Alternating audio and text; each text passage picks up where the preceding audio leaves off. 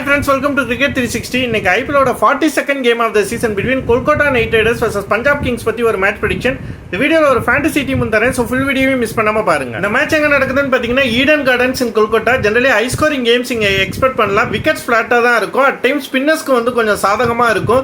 இந்த சீசன் விளையாண்ட எல்லா மேட்சும் பாத்தீங்கன்னா கிட்டத்தட்ட 200 ஸ்கோர்ஸ்க்கு மேல தான் இங்க அடிச்சிருக்காங்க. அந்த அளவுக்கு பேட்டிங்க்கு வந்து ரொம்ப சாதகமாக இருக்கிற சர்ப்ரைஸ். ஒரே ஒரு மேட்ச் மட்டும்தான் லக்னோ சூப்பர் ஜெயின்ஸ் வந்து 160 அடித்தாங்க. அதையும் வந்து கொல்கத்தா வந்து 15 ஓவர்ஸ்லேயே சேஸ் பண்ணிட்டாங்க, which is more then 10 runs per over. So average first inning score ஜென்ரலாக பார்த்தீங்கன்னா வந்து 165, average second inning score 152. But again ஒரு 200 பிச்சை தான் நம்ம இங்கே எதிர்பார்க்கலாம். Head to head record between Kolkata Knight Riders vs Punjab Kings பற்றி பார்த்தோம்னா 32 டைம்ஸ் ஐபிஎல்ல மோதி இருக்காங்க. இதில் 21 டைம்ஸ் வந்து கொல்கத்தா நைட் ரைடர்ஸும் 11 டைம்ஸ் வந்து பஞ்சாப் கிங்ஸும் ஜெயிச்சிருக்காங்க. ஃபர்ஸ்ட் பஞ்சாப் கிங்ஸ் பற்றி பார்த்தோம்னா இந்த சீசன்ல so far 8 கேம்ஸ்ல 2 wins and 6 லாஸோட டேபிள்ல 9th பொசிஷன்ல இருக்காங்க.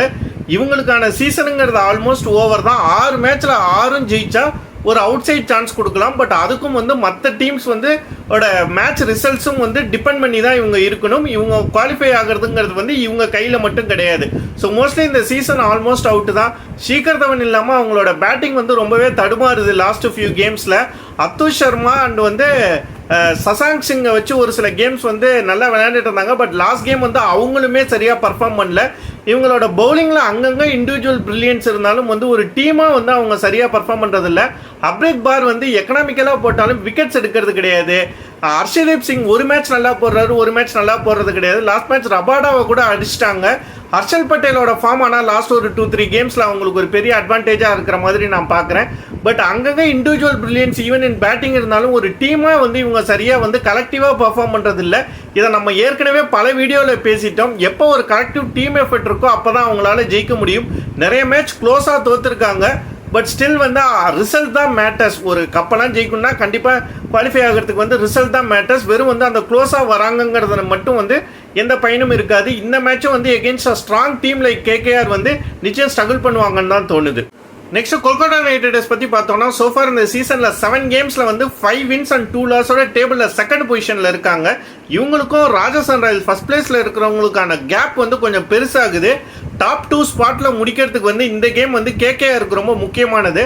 லாஸ்ட் கேமில் நிறைய பேட்டிங் இல்லாமலும் வந்து சால்ட் அண்ட் வந்து சிரியாஸ் ஐயரோட பேட்டிங் வந்து அவங்களுக்கு ஒரு பெரிய பாசிட்டிவாக நான் பார்க்குறேன். ஏன்னா சிரியாஸ் ஐயர் இந்த சீசனில் சோஃபார் பெரிய ஸ்கோர் எடுக்காமல் இருந்தார். லாஸ்ட் கேம் வந்து அந்த 50 அவருக்கு கிடச்சிருச்சு. ஸோ அதை அப்படியே மெயின்டைன் பண்ணாருன்னா நிச்சயம் இன்னும் வந்து ஒரு பெரிய ஆடர் அட்வான்டேஜ் தான் வந்து கேகேஆருக்கு. அவங்க பவுலிங்கை பொறுத்த வரைக்கும் அவங்க ஸ்டாண்ட் அவுட் பவுலர் வந்து சுனில் நரேன் தான். லாஸ்ட் கேம் ரசலும் நல்லா போட்டிருந்தாரு. ஹர்ஷித் ராணா இன்ஜுரிக்கு அப்புறம் வந்து ரொம்ப நல்லா போட்டார் லாஸ்ட் கேம். பட் அவங்களுக்கு வந்து மிச்சல் ஸ்டார்க்கோட ஃபார்ம் வந்து ஒரு கன்சர்னாக இருக்குது. அது கொஞ்சம் அவர் பர்ஃபார்ம் பண்ணால் தான் வந்து பிளே ஆஃப்ஸ் குவாலிஃபை ஆனாலும் வந்து அவங்களால ட்ராஃபி ஜெயிக்க முடியறதுக்கு வந்து ஒரு மிகப்பெரிய சான்ஸாக இருக்கும். அவர் இந்த ஃபார்மில் இருந்தாருன்னா நிச்சயம் வந்து கேகேஆர் வந்து later stages of the season வந்து நிச்சயம் ஸ்ட்ரகிள் பண்ணுவாங்க. நிதிஷ் ராணாவும் சீக்கிரம் இவங்களோட பேட்டிங்கில் வரணும். ரகுவன்ஷி ஒரு சில மேட்சஸ் நல்லா விளையாண்டாலும் அந்த இன்எக்ஸ்பீரியன்ஸை காட்டுறாரு. ஸோ நிதிஷ் ராணா இந்த கேம் வந்தாருன்னா கூட அவங்களுக்கு ஒரு பெரிய அட்வான்டேஜ் தான். எந்த மேட்ச் வருவாருங்கிறத வந்து பொறுத்திருந்து தான் பார்க்கணும். பெரிய மைனஸ் பாயிண்ட்ஸ் இல்லை கேகேஆர் பொறுத்த வரைக்கும் நம்ம கம்பேர்ட் டு வந்து பிபிகேஎஸ். இந்த சீசனும் ரொம்ப நல்லா விளையாண்டுட்டு இருக்காங்க. ஸோ நிச்சயம் அவங்க தான் ஸ்ட்ராங்கராக இருக்காங்க. ஸோ ஐ ப்ரெடிக்ட் வந்து கேகேஆர் வின். இப்போ ஃபேண்டசி டீம் அண்ட் டிப்ஸ் பற்றி பார்ப்போம். ஃபேண்டசி டீம் பார்த்தீங்கன்னா இதுதான் என்னோட ஃபேண்டசி டீம். நான் விக்கெட் கீப்பராக சால்ட்டை மட்டும் தான் சூஸ் பண்ணியிருக்கிறேன். ஏன்னா நிதிஷ் சர்மாவோட ஃபார்ம் வந்து இந்த சீசன் அவ்வளோ நல்லா இல்லை. ஸோ இவரை வச்சு மட்டும் போகிறது வந்து ஒரு பெட்டரான ஆப்ஷன். பேட்ஸ்மேன்ஸ் பார்த்தீங்கன்னா 3 பேட்ஸ்மேன் செலக்ட் பண்ணியிருக்கேன்.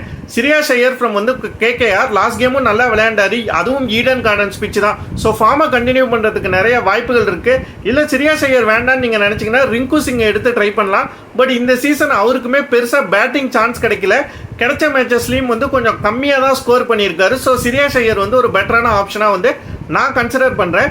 பஞ்சாப்ல இருந்து 2 பேட்ஸ்மேன் செலக்ட் பண்ணியிருக்கேன். Shashank Singh last game and அதுக்கு முந்தின கேமும் கொஞ்சம் சுமாராக விளையாடி இருந்தாலும் வந்து இந்த சீசனோட பஞ்சாபோட பெஸ்ட் பேட்டர்ஸ் வந்து பார்த்தீங்கன்னா அவரும் ஒருத்தர். இன்னொருத்தர் வந்து அசுதோஷ் சர்மா. இவங்க 2 பேரும் தான் வந்து பஞ்சாப் கிங்ஸோட வந்து பெஸ்ட் பேட்டர்ஸாக இருக்காங்க இந்த சீசன். ஒரு கேம் நல்லா விளையாடலைங்கிறதுக்காக அவங்கள நம்ம ட்ராப் பண்ண முடியாது. ஸோ இவரும் கண்டிப்பாக அவங்க டீமுக்கு வேல்யூபிளாக இருப்பார். ஆல்ரவுண்டர்ஸ் பார்த்தீங்கன்னா நான் 4 ஆல்ரவுண்டர் சூஸ் பண்ணியிருக்கேன். கேகேஆர்ல இருந்து பார்த்தீங்கன்னா Sunil Naren and Andrew Russell 2 பேருமே நல்ல ஆல்ரவுண்ட் ஃபார்மில் இருக்காங்க. லாஸ்ட் கேம் ரசல் விக்கெட்ஸும் எடுத்திருக்காரு. சுனில் நரேன் வந்து ஓப்பனிங்கில் வந்து இந்த சீசன் செஞ்சுரி கூட அடிச்சிட்டாரு. ஸோ இந்த 2 பேரையும் நம்ம கண்டிப்பாக வந்து மிஸ் அவுட் பண்ணவே முடியாது. பிகாஸ் 2 பேருமே நல்ல ஆல்ரவுண்ட் ஃபார்மில் இருக்காங்க. பேட்டிங் மட்டும் இல்லாமல் வந்து பவுலிங்கும் ரொம்ப நல்லா பண்ணுறாங்க. அதனால் நிச்சயம் இவங்களை எடுத்து தான் ஆகணும். பஞ்சாப் கிங்ஸ்ல இருந்து 2 பேரை எடுத்திருக்கேன். சாம் கரன் ஆட்டோமேட்டிக் சாய்ஸ். பஞ்சாப் கிங்ஸ்ல இந்த சீசன்ல வந்து அதிக ஃபேண்டசி பாயிண்ட் ஸ்கோர் பண்ணியிருக்கிறவர் வந்து சாம் கரன் தான். லைம் லிவிங்ஸ்டோன் வந்து லாஸ்ட் கேம் வந்து பவுலிங்கும் போட்டாரு. அதுக்கு முந்தின மேட்சும் பவுலிங் போட்டிருக்காரு. ஸோ ஒரு கண்டிப்பாக ஒரு ஆல்ரவுண்ட் பிக்காகவும் இருக்கிறாரு. பேட்டிங்கில் கொஞ்சம் சொதப்பினாலும் வந்து பவுலிங் லாஸ்ட் கேம் நல்லா போட்டார். ஸோ பேட்டிங்கில் ஒரு 20-30 ரன்ஸ் அடித்தா கூட வந்து அது ஒரு ஆடட் அட்வான்டேஜ் தான். பவுலர்ஸ் பார்த்தீங்கன்னா நான் வந்து 3 பவுலர் செலக்ட் பண்ணியிருக்கேன். பஞ்சாப்ல இருந்து Harshal Patel and Rabada. Harshal Patel last 2-3 games வந்து நிறைய விக்கெட்ஸ் எடுக்கிறாரு. நம்ம டீமுக்கு பொறுத்த வரைக்கும் வந்து ஃபேண்டசியை பொறுத்த வரைக்கும் யார் நிறைய பாயிண்ட்ஸ் எடுக்கிறாங்களோ அவங்கள எடுக்கிறது நல்லது தான். ரபாடா லாஸ்ட் கேம் நல்லா போடலைனாலும் வந்து பஞ்சாபோட பெஸ்ட் பவுலர் இந்த சீசன் அவர் தான். ஸோ அவரையும் எடுக்கிறது வந்து ஒரு நல்ல இம்பாக்ட் கொடுக்கும் நம்ம ஃபேண்டசி டீமுக்கு. அப்புறம் வந்து கேகேஆர்ல இருந்து ஹர்தீஷ் ராணா. ஏன்னா வந்து மிச்சல் ஸ்டார்க் வந்து இந்த சீசன் வந்து சோஃபார் இன்கன்சிஸ்டன்டான ஃபார்ம்ல தான் இருக்காரு. ஸோ இன்ஃபார்ம் வச்சு நம்ம போகணும்னா இவரை தான் நம்ம கண்டிப்பாக எடுக்கணும். Next captain vice captain choices பார்த்தீங்கன்னா நான் கேப்டனா சுனில் நரேனை சூஸ் பண்ணியிருக்கேன். நிறைய பேர் அவரை தான் சூஸ் பண்ணியிருக்காங்க. அதுக்கு காரணம் வந்து அவர் பவுலிங் மட்டும் இல்லாமல் பேட்டிங்லேயும் இந்த சீசனில் வந்து ரொம்ப நல்லா ஃபார்மில் இருக்கார். ஒரு குயிக்காக ஒரு 30-40 ரன்ஸ் அடித்து 1 or 2 விக்கெட்ஸ் எடுத்தால் கூட அவரை தாண்டி இன்னொருத்தர் அதிக பாயிண்ட்ஸ் வந்து ஸ்கோர் பண்ணுறதுக்கான பாசிபிலிட்டிஸ் வந்து ரொம்ப ரொம்ப கம்மி தான். ஸோ 2 டீமையும் கம்பைன் பண்ணி பார்க்க போகும்போது அதிக பாயிண்ட்ஸ் எடுக்கக்கூடிய ஒரு பிளேயராக வந்து நரேன் தான் இருக்கார். ஸோ அதனால் அவரை போடுறது தான் வைஸ் கேப்டனாக போடுறது தான் வந்து வைஸ் சாய்ஸு. வைஸ் கேப்டனாக பார்த்தீங்கன்னா வந்து நான் சாம் கரனை சூஸ் பண்ணியிருக்கேன். பஞ்சாப் கிங்ஸுக்கு இந்த சீசனில் அதிக ஃபேண்டசி பாயிண்ட்ஸ் எடுத்து கொடுக்குறவர் பார்த்தீங்கன்னா வந்து சாம் கரன் தான். கொஞ்சம் இன்கன்சிஸ்டன்டான ஃபார்மில் இருந்தாலும் வந்து அவரை தான் ட்ரஸ்ட் பண்ண முடியும். இவங்க 2 பேரை தாண்டி வர நல்ல captain and vice captain choice பார்த்தீங்கன்னா ஆண்ட்ரூ ரசல் ஒரு நல்ல captain and vice captain choice. Last game ரொம்ப நல்லா பவுலிங்கும் போட்டார். ஸோ நிச்சயம் வந்து அவர் ஒரு நல்ல கேப்டன் அண்ட் வைஸ் கேப்டன் சாய்ஸ்ன்னு சொல்லி நான் ஃபீல் பண்ணுறேன். ஸ்ரேயாஸ் ஐயர் லாஸ்ட் கேம் தான் ஃபார்முக்கு வந்தார். பட் அந்த ஃபார்மை மெயின்டைன் பண்ணி எகெயின் ஒரு 60-70 அடித்தாலும் வந்து ஒரு பெரிய பாசிட்டிவாக இருக்கும் உங்களோட ஃபேண்டசி டீமுக்கு. ஸோ அவரும் ஒரு நல்ல சாய்ஸ் தான். ஹர்தீஷ் ராணா ஒரு 2-3 விக்கெட்ஸ் எடுத்தாலும் வந்து உங்கள் ஃபேண்டசி டீமுக்கு வந்து நிச்சயம் ஒரு பெரிய இம்பாக்டை கொடுக்கக்கூடிய ஒரு பிளேயராக இருப்பார்.